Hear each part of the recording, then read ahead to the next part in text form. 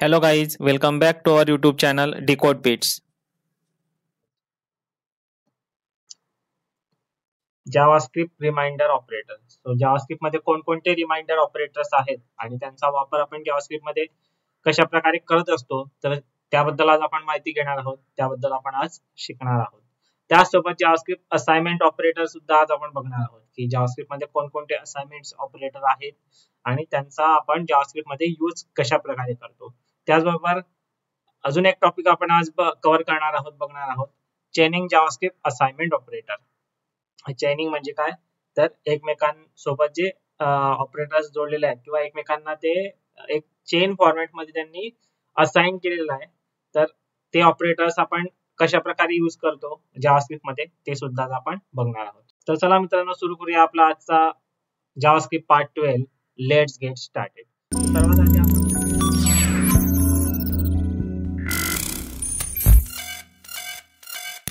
सर्वात आधी आपण बघणार आहोत जावास्क्रिप्ट रिमाइंडर ऑपरेटर्स. तर रिमाइंडर ऑपरेटर काय आहे आणि काय जावास्क्रिप्ट मध्ये यूज केला जाते किंवा कशा प्रकारे आपण जावास्क्रिप्ट मध्ये यूज करतो ते आपण आता बघणार आहोत. So JavaScript uses the percentage to represent the reminder operator. तर पर्सेंटेजचं जे साइन आहे, सिम्बॉल आहे, तर तो सिम्बॉल आपण reminder as a reminder operator म्हणून जावास्क्रिप्ट मध्ये यूज करत असतो. So the reminder operator returns the reminder left over when one value is divided by the another value. Reminder म्हणजे काय, तर अगदी आपण लहानपणापासून शिकत आलेलो आहे. अगदी फर्स्ट स्टँडर्ड, सेकंड स्टँडर्ड मध्ये आपण शिकलेलो आहोत की एखाद्या व्हॅल्यूने एकने दुसऱ्या व्हॅल्यूला जर आपण भागाकार केला आणि त्यामध्ये जी व्हॅल्यू बाकी राहते किंवा शिल्लक राहते त्यालाच आपण काय रिमाइंडर असं म्हणत असतो. सो तोच कन्सेप्ट आहे आपण जावास्क्रिप्ट मध्ये आता बघणार आहोत. तर त्याचा सिंटॅक्स काय आहे, तर डिव्हाइडंट, मॉड्युलर डिव्हाइस, मॉड्युलरचं ऑपरेटर आणि डिव्हिजन असं आपल्याला लिहायचं असतं. So in this equation the dividend and division are integers. तर त्या दोन व्हॅल्यू ज्या आहेत तर त्या दोन्ही व्हॅल्यू या इंटिजर फॉर्म मध्ये असतात, म्हणजेच काय, तर नंबर फॉर्मॅट मध्ये असतात. ओके, तो आपण याचं एक जनरल एक्झाम्पल घेऊन समजून घेऊ, एक प्रॅक्टिकली एक्झाम्पल करूयात.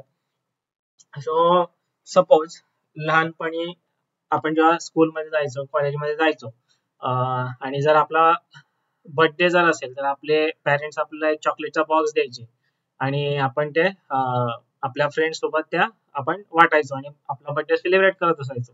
सो तेच आपण एक एक्झाम्पल घेऊया की सपोज तुम्हाला एक चॉकलेटचा बॉक्स दिलेला आहे आणि तो चॉकलेटच्या बॉक्स मध्ये जवळजवळ तुमच्याकडे 103 कॅन्डीज आहेत. तर आपण आधी एक व्हेरिएबल डिक्लेअर करूयात, const chocolate is equal to 103.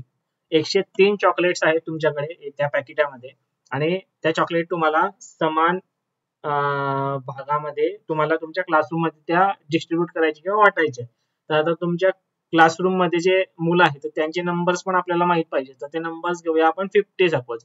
So const, again एक व्हेरिएबल डिक्लेअर करू आपण इथे, const number of students. Okay, number of students किती आहेत, तर 50 आहेत. तर नंबर ऑफ स्टुडंट किती आहे, 50 आहेत. तर 50 मुलांना किंवा 50 स्टुडंट्सला किंवा तुमच्या 50 फ्रेंड्स जे आहेत तर त्या फ्रेंड्सला तुम्हाला त्या कॅन्डी समान भागामध्ये वाटायच्या. तर आता आणि ज्या कॅन्डी उरतील त्या कॅन्डी तुमच्या, असं तुम्हाला तुमच्या पॅरेंट्सने सांगितलंय. तर आपण सर्वात आधी काय करू की आपल्याला किती शिल्लक राहतील ते आपण कॅल्क्युलेशन करतो. तर ते कॅल्क्युलेशन कशा प्रकारे जावास्क्रिप्ट मध्ये आपण करू शकतो ते आपण बघणार आहोत आणि त्याच केस मध्ये आपल्याला मॉड्युलर ऑपरेटरचा या ठिकाणी यूज करायचा. ते अगदी सोपं कॅल्क्युलेशन जावास्क्रिप्ट मध्ये होत असतं. तर आपण किती कॅन्डी शिल्लक राहतील तर त्यासाठी एक व्हेरिएबल मी इथे डिक्लेअर करतो, const remaining chocolates. Remaining chocolates म्हणून एक व्हेरिएबल घेतला, म्हणजे किती चॉकलेट्स रिमेनिंग राहतील किंवा शिल्लक राहतील किंवा आपल्याकडे राहतील, बाकी राहतील, तर ते आपण कॅल्क्युलेट करतो म्हणून तो व्हेरिएबल घेतला. इज इक्वल टू आपल्याला आता इथे कॅल्क्युलेशन करायचं. तर मग काय करणार, इथे किती चॉकलेट्स आहे, आपल्याला टोटल चॉकलेट्स किती आहे तर 103. 103 चॉकलेट्सला आपण मॉड्युलर चा यूज करून त्याला डिवाइड करू नंबर ऑफ स्टुडंट, म्हणजे किती आहेत, 50 आहेत. तर याला कॉपी करायचं, इथे टाकायचं, याला आपण सेमीकोलन देऊया आणि खालची कन्सोल मध्ये प्रिंट करूया, कन्सोल डॉट लॉग. आणि हे जे रिमेनिंग चॉकलेट्स जे आहेत रिमेनिंग चॉकलेट्स इथे आपण प्रिंट करूया. जाऊया आपल्या ब्राउझरवर आणि बघूया किती चॉकलेट्स आपल्याकडे शिल्लक राहत आहेत ते. तर तुम्ही ते कन्सोल मध्ये जर बघितलं तर 3 चॉकलेट्स तुमच्याकडे शिल्लक राहतील. तर अशा प्रकारे आपण जावास्क्रिप्ट मध्ये मॉड्युलर ऑपरेटरचा यूज करून कॅल्क्युलेशन करत असतो. आता याच ठिकाणी जर तुमच्याकडे 103 ऐवजी जर 100 चॉकलेट्स असले असते आणि 100 चॉकलेट्स समांतर भागामध्ये प्रत्येक स्टुडंटला 2 चॉकलेट तुम्हाला वाटायचे आहे, तर 50 स्टुडंट्स मध्ये तुम्हाला त्या ज्या चॉकलेट्स आहेत त्या डिस्ट्रीब्यूट करायच्या किंवा वाटायचे. तर तुमच्याकडे किती चॉकलेट शिल्लक राहतील तर हे सुद्धा आपण कॅल्क्युलेट करू शकतो. जस्ट मी ते 3च्या ठिकाणी 0 केलेलं आहे आणि सेम कॅल्क्युलेशन राहील. आपण ब्राउझरवर बघूया तर तुमच्याकडे किती राहतील, 0 चॉकलेट शिल्लक राहतील. तर अशा प्रकारे तुम्ही कॅल्क्युलेशन करून जावास्क्रिप्ट मध्ये बघू शकतात की किती रिमाइंडर शिल्लक राहत आहे किंवा किती चॉकलेट्स तुमच्याकडे शिल्लक राहत आहे, असे इझिली तुम्ही कॅल्क्युलेशन करू शकता with the help of modular division. So अगदी सोपा कन्सेप्ट आहे. सो अजून एक यात थेरी आहे की हे जे मॉड्युलर ऑपरेटर जे आहे ते जावास्क्रिप्ट मध्ये आपण यूज करतो, तर सेम मॉड्युलर जे ऑपरेटर आहे ते अदर लँग्वेज मध्ये ऍज अ मॉड्युलो म्हणून त्याचा यूज होत असतो. So in some other languages like Python percentage is consider as a modulo, म्हणजे पर्सेंटेज जे ऑपरेटर आहे किंवा जे सिम्बॉल आहे ते ऍज अ मॉड्युलो म्हणून कन्सिडर केलं जातं. So modulo and reminder works differently when the sign of both operands is different. So इथे जे आपण जावास्क्रिप्ट मध्ये रिमाइंडर ऑपरेटरचा यूज करून जो कॅल्क्युलेशन करतो ती गोष्ट आणि पायथॉन मध्ये सेम ऑपरेटरचा यूज करून जे ऑपरेशन परफॉर्म करतो ती गोष्ट, ते ऑपरेशन हे दोघी डिफरंट आहेत. त्यांचा एकमेकांशी कोणत्याही प्रकारचा संबंध नाही किंवा दोघीही सेम काम करत नाही. साध्या भाषेत समजायचं म्हटलं तर दोघीही ऑपरेटर सेम काम करत नाही. जावास्क्रिप्ट मध्ये वेगळं काम होतं, पायथॉन मध्ये त्या ऑपरेटरचा वेगळा यूज होत असतो. आणि जर पायथॉन मध्ये जसं मॉड्युलोचा आपण कन्सेप्ट करतो किंवा जे ऑपरेशन परफॉर्म करतो तेच तुम्हाला जर जावास्क्रिप्ट मध्ये करायचं असेल तर इथे मी हे एक्सप्रेशन दिलेलं आहे, to get the modulo in JavaScript you use the following expression. तर या एक्सप्रेशनचा यूज करून तुम्ही मॉड्युलो जावास्क्रिप्ट मध्ये पण यूज करू शकता. आणि त्याचा अल्टरनेट वे खालती आहे, और रॅपिड एरो फंक्शन, त्या एरो फंक्शनचा यूज करून तुम्ही अशा प्रकारे मॉड्युलो करू शकता. सो हा झाला रिमाइंडर ऑपरेटरचा concept. Move on the next one, JavaScript assignment operator. तर अगदी सोपा कन्सेप्ट आहे जावास्क्रिप्ट असाइनमेंट ऑपरेटर. असाइनमेंट अगदी शब्दशः अर्थ आपण घेऊ शकतो. आपण जेव्हा कॉलेजमध्ये जातो, स्कूलमध्ये जातो, तेव्हा टीचर आपल्याला काहीतरी शिकवतात आणि शिकवणं झाल्यानंतर जेव्हा आपला पिरियड संपतो त्यावेळेस आपल्याला काहीतरी असाइनमेंट दिली जाते किंवा आणि ती असाइनमेंट आपण कम्प्लीट करत असतो. तर असाइनमेंट म्हणजे काय की एखादी गोष्ट तुम्हाला असाइन केलेली आहे. आता कॉलेजची गोष्ट घ्यायची झाली तर 3rd इयर मध्ये म्हणजे 6 सेमिस्टर मध्ये किंवा 4th इयर मध्ये 7th आणि 8th सेमिस्टर मध्ये तुम्हाला काही प्रोजेक्ट असाइन केले जातात. म्हणजे जर 3rd इयरला असतात तुम्ही तेव्हा मिनी प्रोजेक्ट असतो आणि लास्ट इयरला फायनल प्रोजेक्ट असतो. तर काही मुलांचे ग्रुप किंवा काही स्टुडंटचे ग्रुप केले जातात, 5-5 मुलांचे 5-5 स्टुडंटचे ग्रुप केले जातात आणि त्या ग्रुपला एक प्रोजेक्ट असाइन केला जातो. तर असाइनमेंट म्हणजे सांगायचं मागचा अर्थ हा की असाइनमेंट म्हणजे काय की एखादी गोष्ट तुम्हाला असाइन केली, ती तुम्हाला करायची आहे किंवा ती गोष्ट तुम्हाला असाइन झालेली आहे. तर तेच मिनिंग इथे जावास्क्रिप्ट मध्ये पण आहे, असाइनमेंट ऑपरेटर. तर जावास्क्रिप्ट मध्ये असाइनमेंट ऑपरेटरचा यूज कशा प्रकारे होतो ते आपण आता बघणार आहोत. आणि त्यासाठी कोणतं ऑपरेटर आपण यूज करतो तर इक्वल टू चं ऑपरेटर या ठिकाणी आपण यूज करत असतो जावास्क्रिप्ट मध्ये. तर तुम्ही सिंटॅक्स पण दिलेला आहे, एखादा व्हेरिएबल आपण डिक्लेअर केला आणि त्या व्हेरिएबल मध्ये आपल्याला एखादी व्हॅल्यू जर स्टोअर करायची असेल तर त्या ठिकाणी आपण इक्वल टू ऑपरेटरचाच म्हणजे असाइनमेंट ऑपरेटरचा जावास्क्रिप्ट मध्ये यूज करत असतो. तुम्ही या ठिकाणी सिंटॅक्स बघू शकता, एक व्हेरिएबल मी इथे डिक्लेअर केलेला आहे लेट रिझल्ट आणि त्यामध्ये आपण 10 ही व्हॅल्यू स्टोअर केलेली आहे, त्या रिझल्ट या व्हेरिएबलला असाइन केलेली आहे. तर अशा प्रकारे असाइनमेंट ऑपरेटरचा तुम्ही यूज करू शकता. आणि अगदी पहिल्या जावास्क्रिप्टच्या पहिल्या व्हिडिओ पासून, पहिल्या सेशन पासून आपण असाइनमेंट ऑपरेटरचा यूज करत आलेलो आहे आजच्या या व्हिडिओ पर्यंत आणि पुढे पण आपण यूज करत राहणार आहोत. तर त्याचबरोबर इथे तुम्हाला एक टेबल दिसत असेल या पीपीटी वर, तर या टेबल्स मध्ये आपण काही शॉर्ट हँड असाइनमेंट ऑपरेटर दिलेले आहेत. शॉर्ट हँड ऑपरेटर्स म्हणतात त्यांना. तर एखादी व्हॅल्यू एखाद्या व्हेरिएबलला आपल्याला असाइन करायची असेल तर आपण फर्स्ट रो मध्ये जर तुम्हाला दिसत आहे तर त्या ऑपरेटरचा सिंपल इक्वल टू ऑपरेटरचा यूज करत असतो. जर तुम्हाला एखाद्या व्हेरिएबल मध्ये सेम व्हेरिएबलची व्हॅल्यू अधिक दुसऱ्या व्हेरिएबलची व्हॅल्यू असं जर स्टोअर करायचं असेल तर तुम्हाला सेकंड लाईनला जो शॉर्ट हँडचा फॉर्म आहे जसं की A plus equal to B, तर हा तुम्ही यूज करू शकता. Assign the result of A plus B to A. तर यामध्ये कसं होतं की हा सिमिलर टू हा आहे म्हणजे ए इज इक्वल टू 10 प्लस 20. तर ए प्लस इक्वल टू बी म्हणजे काय की ए अधिक बी आधी हे कॅल्क्युलेशन करायचं आणि सेम कॅल्क्युलेशन केल्यानंतर ते ए मध्ये स्टोअर करायचं. तर हे आपण प्रॅक्टिकली करून बघूया. तर याला मी सध्या कमेंट करतो.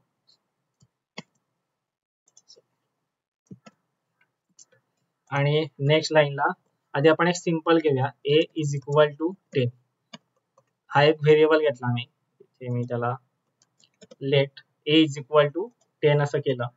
त्यानंतर आपण काय करूया अजून एक व्हेरिएबल घेतो मी let result is equal to अजून एक व्हेरिएबल घेऊया आपण let B is equal to 20. आता let result is equal to A plus B. तर आपण हे अशा प्रकारे कॅल्क्युलेशन करत असतो अरिथमेटिक ऑपरेटर्स मध्ये आपण बघितलेलं आहे. सो आपण याला कन्सोल करून बघूयात. Console dot log. तर आपल्याला या ठिकाणी काय यायला पाहिजे 30 हे आन्सर इथे प्रिंट व्हायला हवं कन्सोलवर. सो रिझल्ट कॉमा देऊन रिझल्ट करूया, सेव्ह करूया, जाऊया ब्राउझरवर. तर तुम्हाला इथे बघू शकता तुम्ही 30 हे इथे प्रिंट झालेलं आहे. तर आता हा झाला लॉंग फॉर्मॅट किंवा आपण खूप म्हणजे बराच कोड करावा लागण्यासाठी एक व्हेरिएबल घेतला आपण त्यानंतर इक्वल टू ए प्लस बी असं केलं, बराच वेळ गेला. तर मग याला जर शॉर्ट फॉर्म मध्ये तुम्हाला करायचं असेल तर तुम्ही कशा प्रकारे करू शकता. तर जसं मग अशी आपण आता पीपीटी वर इथे बघितलं की A plus is equal to बी आणि सेम आपण ए मध्ये स्टोअर केलं. तर तो कन्सेप्ट आपण इथे पण करू शकतो. कशा प्रकारे आता इथे आपण रिझल्ट घेतलेला आहे. जर तुम्हाला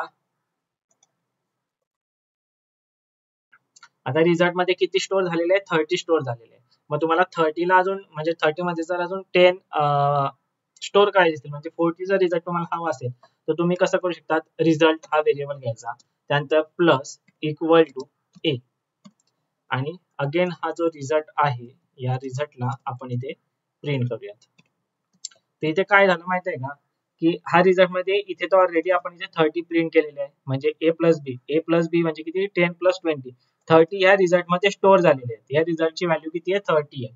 तर इथे मी 30 टाकतो तर याचा आउटपुट आपल्याला 30 मिळणार म्हणजे रिझल्ट मध्ये ऑलरेडी 30 ही व्हॅल्यू स्टोअर झालेली आहे. मग आपल्याला या 30 मध्ये अजून 10 ऍड करायचे प्लस करायचे. तर ह्या रिझल्ट मध्ये 30 आहे 30 प्लस ए मध्ये किती आहे 10 तर 30 प्लस ए 40 झाले आणि 40 आपण परत त्या रिझल्ट मध्ये स्टोअर केलेले आहे. त्याला आपण सेव्ह करूयात आणि जाऊया आपल्या ब्राउझरला आणि लेट्स सी. तुम्ही इथे बघू शकता फर्स्टला 30 रिझल्ट मध्ये 30 आहे आणि सेकंड रिझल्ट मध्ये किती आहे 40 आहे. तर अशा प्रकारे तुम्ही शॉर्ट फॉर्मचा यूज करून सेम कॅल्क्युलेशन अगदी कमी टाइममध्ये आणि कमी कोड मध्ये करू शकतात.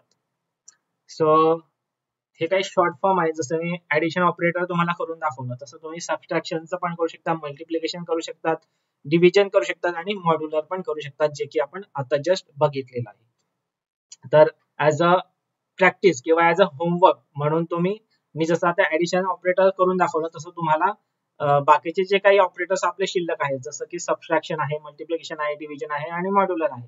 तर इथे तुम्हाला एक्झाम्पल पण दिले आहे. तर सेम एक्झाम्पल तुम्ही करून ऍज अ प्रॅक्टिस म्हणून किंवा होमवर्क म्हणून करू शकता. तर आता नेक्स्ट टॉपिक आपण बघणार आहोत जावास्क्रिप्ट असाइनमेंट ऑपरेटर्स मध्ये बिटवाईज असाइनमेंट ऑपरेटर.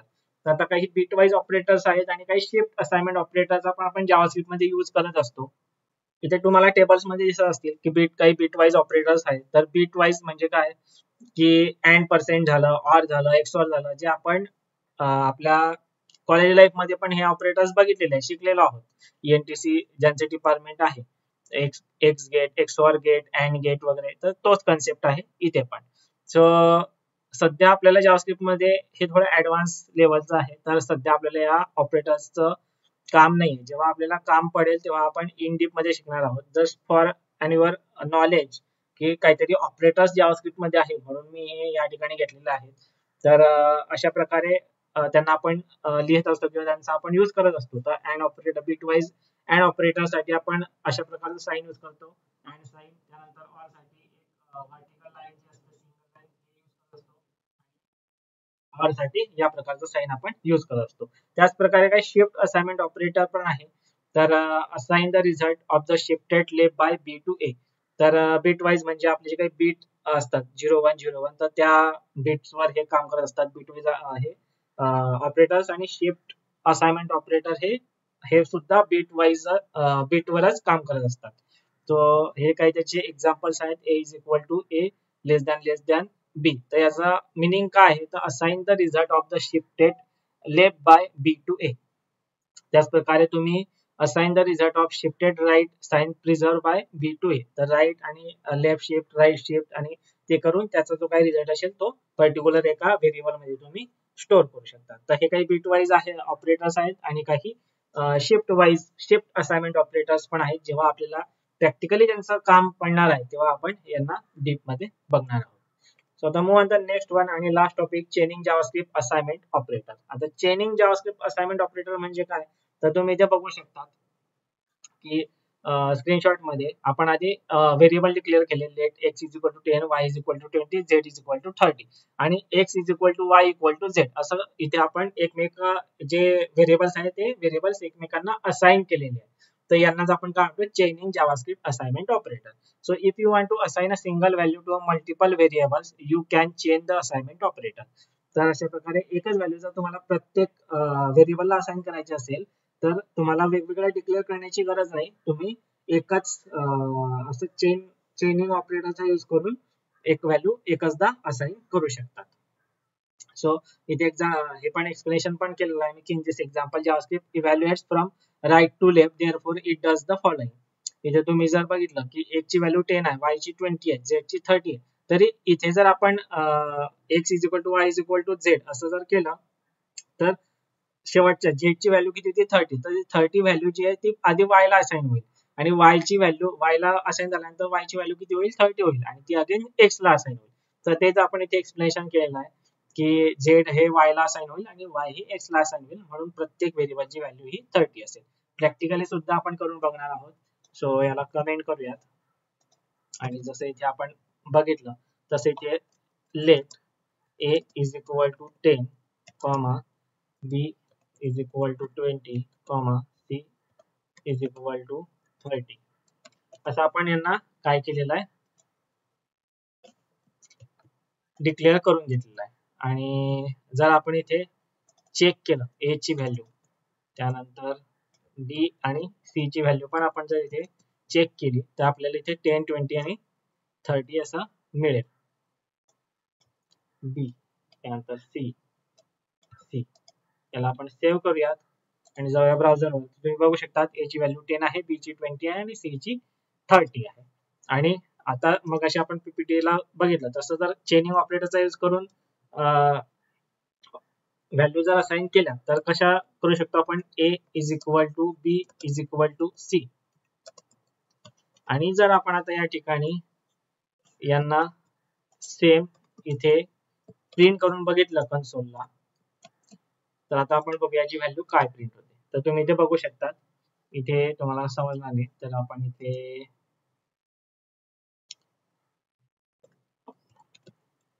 console.log यामध्ये एक स्ट्रिंग टाकतो मी जेणेकरून इथे समजेल आपल्याला पार्ट 1 पार्ट बी असं होऊन जाईल.